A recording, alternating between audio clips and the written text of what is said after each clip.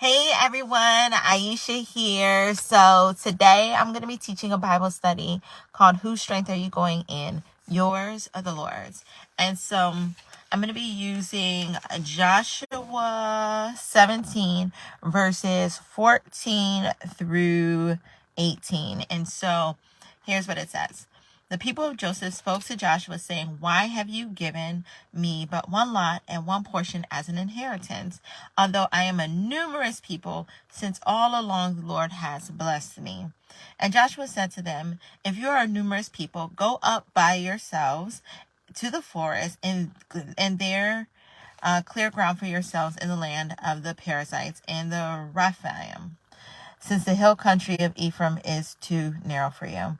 The people of Joseph said, "The hill country is not enough for us, yet all the Canaanites who dwell in the plain have chariots of iron, both those in Beth Shean and its villages and those in the valley of Jezreel."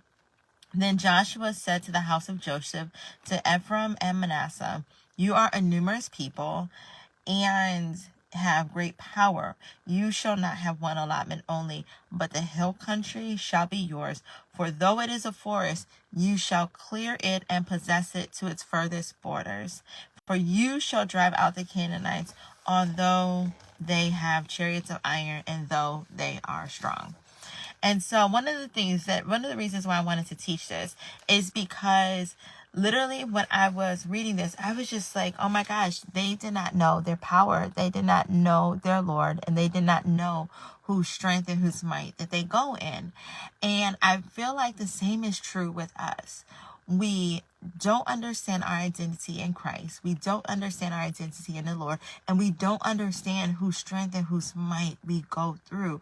And sometimes we get to the point where we rely on self-reliance instead of God-reliance because we're too busy looking in and of ourselves and looking at the problems and the obstacles in front of us. And we need to be able to shift focus from us to the Lord. And so what we see in this is that the people of Joseph, so that's Ephraim and Manasseh, those are Joseph's two children. So this is now the lineage of Joseph, right? One of the sons of Jacob. And so these people had doubt whether or not they were capable of possessing the land. And so one of the things that we see in here is at first they complained. And so they complained about their allotment. And so when we look at verse 14, it says, "Why have you given me but one lot and one portion of an inheritance, although I am a numerous people? And since all along the Lord has blessed me." So what happens is what you see in this is that they were dealing with comparison. They were looking at the allotment of Judah. They were looking at the allotment of people who came before them, and they were comparing their allotment to other people, and they were unhappy with the allotment that they had. And so they complained about it. And so they went to Joseph and they went to Joshua and complained, like, our allotment is too small. We have more people. We need more. And it's not wrong to go to God and ask him to provide more. Sometimes what we are looking at in our hand is not enough, right? Sometimes we're looking and we're like, okay, Lord, I have real bills. I have real expenses. And what's in my hand is not enough. And so there is nothing wrong with going to the Lord and asking him for more. There is nothing wrong with that. But what spirit do you have? Is that spirit a complaining spirit? Is that spirit a comparison spirit? Are you looking around at other people and then feeling lack of gratitude for the gifts of God because you're too busy comparing yourself to other people? And so what we see in here is the people of Joseph, they took their complaint to Joshua, and it turned out, they actually were supposed to have more than one allotment. And so too many J's, right? Judah, Joseph, Joshua.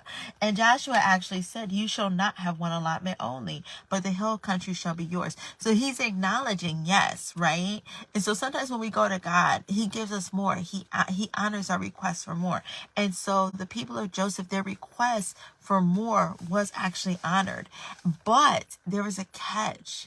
They had to take action. They had to do something. They had to move from a place of sitting there and complaining, saying, hey, what's going on? You see so-and-so over there has more. What about me? To, you know what? You are supposed to have more. I am giving you more. And now here is your role and responsibility to go out and get that extra to be able to go, to be able to claim the blessing, right?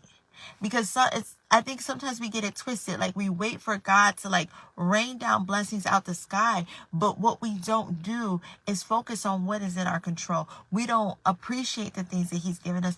And we don't take action on the things that we are able to take action on in the moment. Sometimes we just wait for him to hand deliver it to us, packaged up in a nice Tiffany's box with a bow on it. Like, here's your blessing. But there's a role and responsibility that we have within the process as well. And we see this. And so Joshua responds. He says, go take possession of the land and clear it. And then the people of Joseph had tons of reasons why that wasn't the case, why they couldn't do it. And so what we see is Joshua said, well, look, you're right. You are a numerous people. So go buy up yourselves and to the forest and their clear ground. Park there, live there, right? That's yours. Go get it. And they were like, no. You don't know, Joshua. Yeah, that might be ours, but you don't know the obstacles behind the blessings. You don't understand all the reasons why this won't work. You don't understand this because look, Joshua, I don't know if you noticed it, but the Canaanites who live there, you know that land is still occupied. Like, no one has driven that out for us yet. So the Canaanites, they still occupy that land. And guess what, Joseph? And guess what, Joshua? They have chariots of iron and they are strong. And so the people of Joseph realized they forgot who they were, and they began to focus on the strength and might of their obstacles, their problems, and their enemies. And they forgot that they were sent by the Lord. The Lord had already promised them victory. The Lord had already given them massive victory. And all they needed to do was do the last little bit. They were like on that edge of success, and they just needed to do just a little bit more. Fight another battle, and that promise would be theirs. And as they were sitting there on the edge of success, all they could see were their obstacles, their problems, and why things wouldn't work. And I was just so amazed by this because I was just taking notes as I was reading this today. And because we're not unlike these people. We're all tasked with a purpose and plan by God. And God has told us through the Bible in Ephesians 1 that he has already blessed us with all spiritual gifts to do the good work that he predestined us to do before the foundation of the world. But how many of us don't do it? How many of us have all these excuses as to why we can't do the work that God has called us to do? How many of us are so busy focusing on the obstacles and the reasons why things won't work instead of leaning into why it might work, not because of us, but because of who sent us, who commissioned us, who blessed us, and who called us? See, we're not unlike the people of Joseph. We do this all the time with God. With God. And it's disobedient. And so how did Joseph respond? Joseph reminded them of who they were, their identity, and by whose authority and strength they go in. And then he gave them the assurance of the victory because they were on mission for the Lord. And so what he said is that, yeah, you are a numerous people and have great power. And so he reminded them, like I said, of who they are. Numerous people, great power. Don't forget who you are because of the obstacle. Don't forget who you are because of the obstacle. And you shall not have one allotment only. God has blessed you. You're right. God might have just been waiting for them to speak up and say, is there more, right? And so Joshua said, you will have more than one allotment. There's the promise. There is a promise to the people of Joseph. But the hill country shall be yours, for though it is a forest, you shall clear it and possess it to its furthest borders. See, Joshua recognized, he acknowledged their opposition. He acknowledged that they were nervous that they were going to be able, whether or not they were going to be able to clear out the hill country. He acknowledged that. And so he said, look, I understand what you're being faced with. I understand that it might look a little impossible right now, but guess what? It shall be yours, right? It shall be yours. And then what he said is that, and don't worry about your enemies. Don't worry about the obstacles. Know who you are. Know whose you are. Lean on the promises of God, and you will have victory. Yeah, they do have chariots of iron, and yeah, they are strong. But you shall drive them out. So stand on that. Stand on the promises of God. And so what we have to remember is that it doesn't matter what the obstacle is. Yeah, it might be scary. It might be big, right? There might be real obstacles there. But we have the assurance of victory because of the Lord. And so when we take our eyes off the Lord and begin to focus on our problems, we can, number one, complain. We can be, and which this is what we see here. They were like, Joshua, what's going on? They were complaining. And we see that with the people of Israel. That was a history of the people of Israel. They constantly complained and grumbled and murmured against the Lord. They did it all the time. And so the other thing that we can do is we can be frozen, stagnant, and not move. And if we go over to Joshua 18, verse 3, Joshua, so it's starting at Joshua 18, verse 2, there remained among the people of Israel 7 tribes whose inheritance had not been appointed yet. So Joshua said to the people of Israel, how long will you put off going to take possession of the land, which the Lord, the God of your fathers, has given you? Why are you delaying acting on God's promises? You still have work to do. Why are you just standing around here waiting? Like, what really is going on right now? You have work to do. And so when we don't understand who we are and whose we are and the authority that we have, we can be stagnant, frozen, and not move. We can wait. We can be looking at the Lord when the Lord is like, I already gave you your actions, roles, and responsibilities to do. Just do what is in your power. Because what we have to understand is that there's things within our power and that there are things that are God's, right? So when we look at Moses at the edge of the Red Sea, God was like, what are you guys doing? Just like standing here. Raise up your staff. Walk, right? God parted the Red Sea, but Moses needed to raise up his staff first, right? So there are things that we need to do, things that are within our control. And if we aren't doing them, we're just sitting on God, expecting God to do everything. God is like, do what I've already asked you to do. And so the third thing that we can do when we take our eyes off the Lord and begin to focus on our problems and obstacles, we can sink. We saw this with Peter. So Peter, when Peter sees Jesus walking on the water, Peter asks Jesus if he can come out to meet him on the water. Jesus says, sure. And so Peter walked on water as long as his eyes were focused on Jesus. But the second he took his eyes off of Jesus, he began to sink. Because he began to look at the obstacles, the storm, the waves, the roaring waters around him. And he took his eyes off Jesus, the author and perfecter of his faith. And that's when he began to sink. And we can do that as well. When we get disconnected from the Lord, when we get disconnected from prayer, when we get disconnected from Christian fellowship, when we get disconnected from reading the Word, we take our eyes off of Jesus. We fix our eyes on the world, and we fix our eyes on our problems and obstacles, and we begin to sink. But the antidote to this is to keep focusing on the Lord. And the fourth thing that we can do is we can end up shrinking back.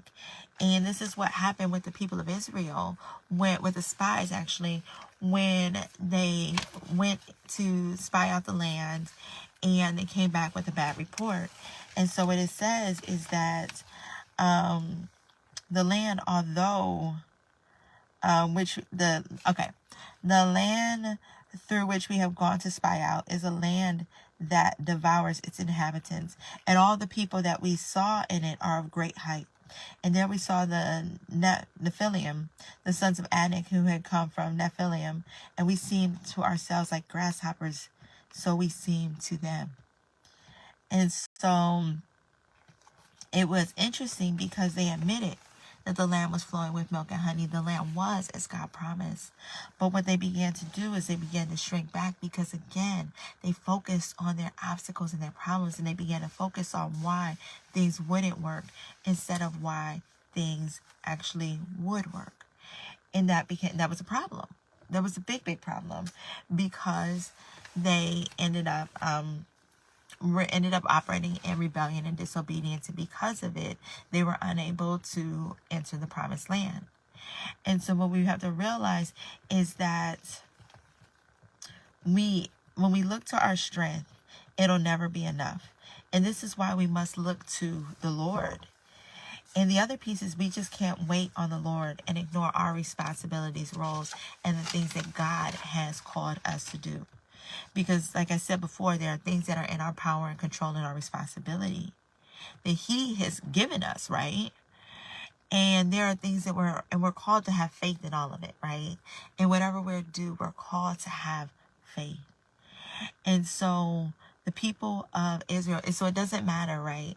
So we can't look and say, well, I don't have faith because this is in my responsibility. We have to look and say, these are the things that God has told me to do. These are the things that God has put within my scope of responsibility, right? And these are the things that I'm going to have faith that when I do them, it's going to work out, right? And so however it is that it's going to work out, we have to know that God has a bigger plan that we're following. And so we're called to have faith. The people of Israel were called to observe the land, right? And report back to the land, right? The people of it, the spies who gave the bad report. They were just told to report on the land, right? And yet have faith in the promises of God, regardless of the giants that they saw in the land. But we'll also see that we need to take action. In Joshua 18:3, be obedient without delay. Don't just sit around procrastinating, waiting, expecting for everything to fall out the sky and into our laps. But then the other thing is that we also need to have full and complete obedience. And so Numbers 33 actually says, and if you read Joshua 15-16, there's a theme that comes up, that they did not clear out the entire land. It's like, yeah, they took possession of the land, but then some of the people who were inhabiting the land before them are still there. And that kept coming up. It was almost like this ominous undertone. Yeah, they had this land, but they left some of the people there. And you can tell that things are about to go real left, right? And so this is a warning that Moses gave to the people of Israel. He said in Numbers 33:55, he said, but if you do not drive out the inhabitants of the land before you, then those of them who you let remain shall be as barbs in your eyes and thorns in your sides, and they shall trouble you in the land where you dwell. Right? And we see that happening. We see that happen almost immediately. So they had rest for a little while, but then we flip over to Judges next, you see how that came true. All the people that they left in the land became thorns in their sides for real. They began to oppress them. They began to wage war with them. They began to go after them, right? And we see that we need to have full and complete obedience to what the Lord is instructing us to do. Because if we leave doors of opportunity for the enemy to come in, that is exactly what he can do. And it can have a very destructive impact in your life. And so we have to make sure that we're fully obedient, right, to the Lord. We have to, partial obedience is disobedience. And so, we're called to have full obedience in the Lord. And if we don't, it can have devastating consequences. And so what can we do with this? Number one, don't stress out I know it's easier said than done, but we have to be able to trust in the promises of God. We have to be able to trust in his word that he fights for us. We have to be able to trust in his word that he is who he is. And we have to understand who we are in Christ Jesus. We have to anchor our identity in Christ and know that we know that we know that we are children of God. And so God calls us to something. He is never going to leave us nor forsake us, because that is not his character. That is not who he is. And if he has called us to something, then we are more than equipped with every spiritual blessing that we need in order to be able to accomplish the work that he has uniquely called us to do. And so when things seem impossible, we have to recognize that there is nothing on this planet, in this world, in this universe that is impossible for God. And we just have to lean on him. We have to lean on him and lean on his character and be faithful to walk in faith, but also in obedience. Immediate obedience. I tell my kids all the time, immediate obedience. Anything other than immediate obedience is disobedience. And too many of us are operating, including myself, are operating in disobedience because they're dragging their feet, me, right? Or doing part of what the Lord has instructed us to do. And so we have to get into this habit of faith and action, faith and action, and immediate action. So that way we can be purposeful. We can do the work that God has called us to do. And so whose strength are you going in? Yours or the Lord's? Whose will are you operating in? Yours or the Lord's? Those are two very important questions to ask yourself. And we've been talking about impossible, right? Impossibilities in this video today. And so one of the things that I want to mention to you is my new book, Navigating the Impossible, a guide for single moms from pregnancy, a survival guide for single moms from pregnancy through their first year of motherhood, which is available now for purchase at navigatingtheimpossiblebook.com, Navigating the Impossible Book. And there I talk about what people often call impossible, and that is a single motherhood journey. And in that book, I detail why it's not impossible and how it will not be impossible when you put your full faith and trust in God. And when you develop a plan to be able to navigate this journey, because that book sets you up with a roadmap for your single motherhood journey. So that way you are equipped to do this work as a mom that you have been called to do. And so in this, I talk about faith, finances, and lifestyle. And so with each topic I talk about, at the end of the book, you have a roadmap to complete. So that way you can activate the lessons and the principles in the book to create your own roadmap for your single motherhood journey. And there you will see that, just like we are talking about today, faith plus action plan and acting on that action plan will allow you to walk in the ways of the Lord, right? And in the promises of the Lord. It does not mean that it'll be easy. It does not mean that. I'm not saying that it'll be easy. But what I am saying is that it will be possible. And so I encourage you to pick up your copy at navigatingtheimpossiblebook.com, navigatingtheimpossiblebook.com. And so thank you all for tuning in. Make sure you show me some love. Show me some love on this. Leave me some comments. And make sure you share this video with someone who you think will benefit. Have a good one. Bye.